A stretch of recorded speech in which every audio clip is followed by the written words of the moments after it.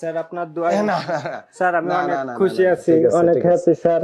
জি ঠিক আছে স্যার। আমি হাঁটতে পারতাম না, অনেক কষ্ট হতো, জীবনে ভাবি নাই যে কখনো আমি হাঁটতে পারবো। এখন আমি স্বাভাবিকভাবে হাঁটা চলা করতে পারি। তারপর প্রথম দিকে এরকম মানে পাটা নিয়ে হাঁটা লাগতো, এখন আমি স্বাভাবিকভাবে হাঁটা চলা করতে পারি। এখন আমার আগের মতো প্রবলেম গুলো হয় না, ব্যথা হয় না, ভালো আছি। আগে আমি বসতে পারতাম না, এখন আমি উঠবস করতে পারি, আমার সমস্যা না। তারপরে সিঁড়ি বাইতে পারতাম না, এখন আমি সিঁড়ি বাইতে পারি, ওঠানামা করতে পারি খুব স্বাভাবিকভাবে।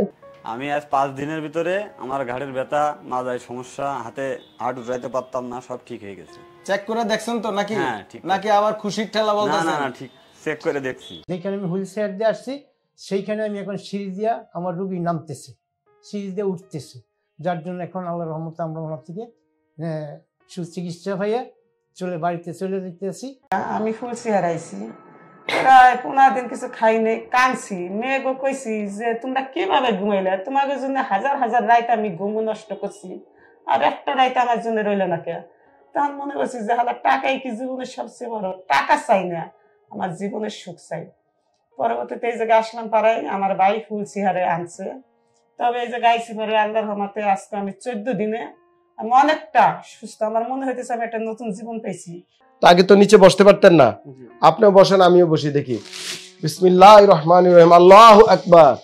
তাহলে ডাক্তারও বসতে পারে, রোগীও বসতে পারে। আগে পারতেন ঠিক মতো? পারতো না। আবার দাঁড়ান। এটা হয়েছে আমার দুইজন দুই হাতে ধইরা, মানে আমার হাঁটাইতো বসাইতো এরকম। মাঝে মাঝে আমি ঘরেই সবকিছু করতাম, অনেকটাই মানে আমি পঙ্গুই হয়ে গেছিলাম। যে যা বলছে আমি সবই করছি, কোনোটাই আমি বাদ রাখি নাই, টাকাও ভাঙছি অনেক, কিন্তু শেষমেশ অল্প টাকা দিয়ে আমি এখানে হয়ে গেছি সুস্থ।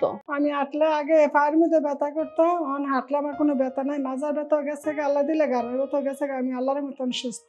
তো আমি যাওয়ার সময় এটাই বলে যাব যে এই ডক্টর সাহেব, আমি একজন ডক্টর ওনাকে বলবো না, একজন মানুষ ওনাকে বলবো, কারণ উনি একজন ওয়ার্কারের মতো অল টাইম আমাদের পিছে বা আমাদের আপডেট শোনার জন্য উনি ঘুরে বেড়ান। এবং উনি এখানে প্রথম যেদিন আসছিল 21 দিন আগে কেমন কি অবস্থা আসছিলেন বলেন? আমি এখানে আইছি আমার বাবার সঙ্গে, এক হাত দিয়ে আইছি আর এক পাশে লাঠি আছিল আমার, মানে এইভাবে ধরে আর এক হাতে লাঠি দিয়ে অনেক কষ্ট হইতো আমার হাঁটতে। এখন একটু দেখান তো, হেঁটে দেখান রোগীদেরকে এখন কি অবস্থা। এখন অনেক ভালো। নিচে বসতে পারেন এখন? আসেন। জি স্যার। আসেন। বসতে পারিনি। আগে নিচে বসতে পারতেন না স্যার। বসেন। বসতে অনেক কষ্ট হইতো। বসেন দেখি, বসেন। হ্যাঁ দাঁড়ান। এখন সিঁড়ি বাইতে পারেন? জি স্যার, আলহামদুলিল্লাহ সিঁড়ি বাইতে পারি। সেখানে এসে আমার হাঁটু ব্যথা ছিল, সেখানে স্যারের চিকিৎসা নিয়েছিলাম। এ পর্যন্ত আমি স্যারের চিকিৎসা নিয়ে যাই, 1 বছর 2 বছর পর দেশে আসি, আমি যাওয়ার সময় স্যারের চিকিৎসা নিয়ে যাই। আলহামদুলিল্লাহ আমি এখন পর্যন্ত সুস্থ আছি, এখন হাঁটতে পারি। আর আগে যখন হাঁটতাম তখন এরকম একটু কাজে কাজে হাঁটতে হতো, এরকম একটু কাজে কাজে হাঁটতে হতো, এরকম একটু হাঁটতে হতো, মানে পায়ের গোড়ালিটা প্রচন্ড ব্যথা ছিল আর কি। ডাক্তাররা বলতে পিঠে অপারেশন করার জন্য, কোমরে এবং ঘাড়ে অপারেশন করার কথা বলছিল। তা ডাক্তারের শিওর দেয় না যে ঠিকমতো ভালো হবো কিনা, এটা শিওর দেয় না। লাস্টে আমি সবুল্লা স্যারের ভিডিও দেখে তারপর আমি এখানে আসি। এখানে আসার পরে সবুল্লা স্যারের সাথে আমি আলাপ করে পরে এখানে ভর্তি হই। 1 মাসের জন্য ভর্তি হই। তো 1 মাসে আল্লাহর রহমতে আমি এখন মোটামুটি পরিপূর্ণ সুস্থ। হাঁটুর ব্যথার জন্য আসছি, স্যারের এখানে চিকিৎসা নিয়েছি, ইনশাআল্লাহ আলহামদুলিল্লাহ অনেকটা ভালো ফিল করতেছি। স্যার আজকে বলছে স্যার ছুটি দিচ্ছে আমাকে। আমি এখানে ট্রিটমেন্ট নেওয়ার পরে আজকে প্রায় 15 দিন অতিবাহিত হলো। তো ইতিমধ্যে আল্লাহর ইচ্ছায় আমি মোটামুটি সুস্থ হয়ে গেছি।